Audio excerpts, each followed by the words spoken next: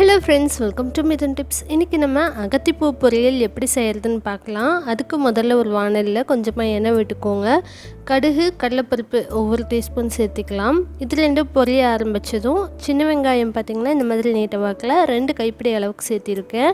6-7 பச்சை மிளகாய் சேர்த்திருக்கேன். வெங்காயம் பச்சை மிளகாய் நல்லா வதங்கினதுக்கப்புறமா நம்ம நீட்டை க்ளீன் பண்ணிவிட்டு பொடியை கட் பண்ணி வச்சுருக்க இந்த அகத்திப்பூவை வந்து நம்ம சேர்த்திக்கலாம். இந்த அகத்திப்பூவை நம்ம ஆட் பண்ண உடனேவே பார்த்திங்கன்னா கொஞ்சம் நேரத்தில் ஒரு 2 நிமிஷத்தில் நல்லா சுருண்டு வந்துடும்.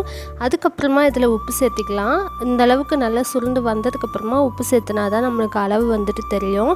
ஸோ கலரும் பார்த்திங்கன்னா நல்லா மாறிடுச்சு. இதில் பார்த்திங்கன்னா ஏராளமான ஹெல்த் பெனிஃபிட்ஸ் இருக்குது.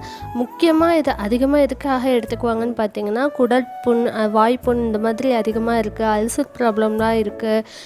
கண்ணில் ஏதாவது கோளாறு, அதாவது கண் பார்வையில் ஏதாவது கோளாறு அப்படிங்கும் போதெல்லாம் இந்த அகத்திப்பூவை வந்து நம்ம வீக்லி ஒன்ஸ் இந்த மாதிரி எடுத்துக்கும் போது இம்மீடியட்டாக அது க்யூர் ஆகிறதுக்கான சான்சஸ் இருக்குது. முக்கியமாக வாய்ப்புண் இருக்கிறவங்க எடுத்து ஒரு 2 டேஸ்க்குள்ளேயே வந்து இது குணமடைஞ்சிரும். இந்தளவுக்கு உப்பு சேர்த்துனதுக்கப்புறம் நல்லா ஃப்ரை பண்ணதுக்கப்புறமா ஒரு 2 கை அளவுக்கு தண்ணியை வந்து தெளித்து விட்டுக்கலாம்.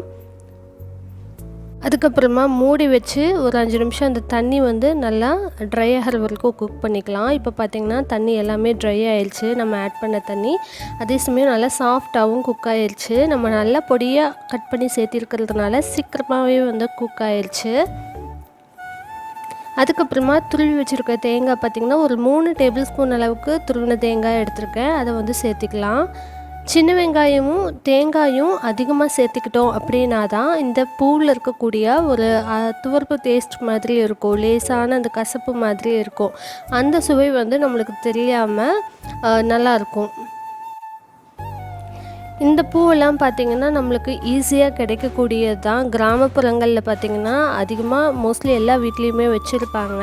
அப்படி இல்லைன்னா கூட டவுன் சைட், சிட்டி சைடெல்லாம் கூட இப்போது சந்தைகளில் வந்து நம்மளுக்கு கிடைக்கிது.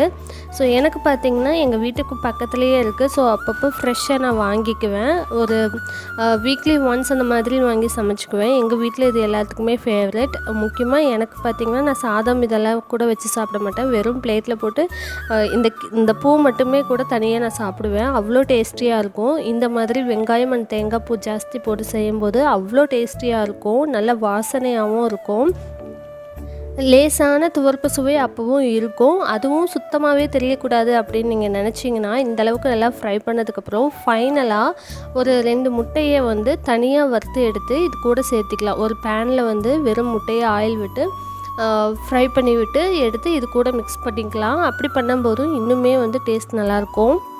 ஸோ இவ்வளவு ஹெல்த்தி அண்ட் டேஸ்டியான இந்த அகத்திப்பூ உங்களுக்கு எங்கே கிடைச்சாலும் கண்டிப்பாக வாங்கி சமைச்சு பாருங்கள். இந்த மாதிரி நீங்களும் கட்டாயம் விரும்புவீங்க. ஸோ இந்த ரெசிபி உங்களுக்கு பிடிச்சிருந்தா ட்ரை பண்ணிவிட்டு எப்படி வந்துச்சுன்னு சொல்லி கீழே கமெண்ட் பண்ணுங்கள். நம்ம சேனலில் இது வரைக்கும் நீங்கள் சப்ஸ்கிரைப் பண்ணல அப்படின்னா கீழே இருக்க red colour subscribe button press பண்ணிக்கோங்க. அப்படி பக்கத்தில் இருக்க பெல் ஐக்கானும் ப்ரெஸ் பண்ணிக்கோங்க. அப்போ தான் நம்ம சேனலில் போடுற வீடியோஸ் நீங்கள் மிஸ் பண்ணாமல் பார்க்கலாம். தேங்க்ஸ் ஃபார் வாட்சிங்.